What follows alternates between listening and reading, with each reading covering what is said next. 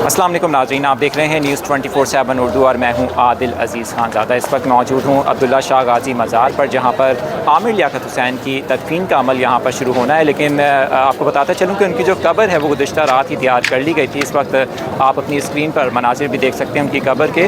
और ये जो कब्र है उन्होंने अपनी ज़िंदगी में यहाँ पर बुक करवाई थी, क्योंकि उनकी वालदा और वालिद मोहतरम की कब्र भी उनके साथ ही मौजूद है। मैयत के हवाले से जो लेटेस्ट अपडेट है वो आपको मैं बताता चलूँ कि बताया ये जा रहा है कि अभी तक क्योंकि उनकी मैयत उनके घर वालों को नहीं दी गई और पुलिस की जानिब से कहा गया है कि अदालत से पहले एक NOC लेकर आएँ, उसके बाद जो है वो जो कागज़ी कार्रवाई है वो मुकम्मल होने के बाद ही मैयत बुरसा के हवाले की जाएगी। तो अभी जो लेटेस्ट अपडेट हैं उनके जो अहले खाना हैं अदालत पहुँच चुके हैं और इम्कान यही ज़ाहिर किया जा रहा है कि 2 से ढाई घंटे में प्रोसेस अगर मुकम्मल होता है तो आज शाम तक यहाँ पर असर के वक्त तदफीन का अमल शुरू हो जाएगा।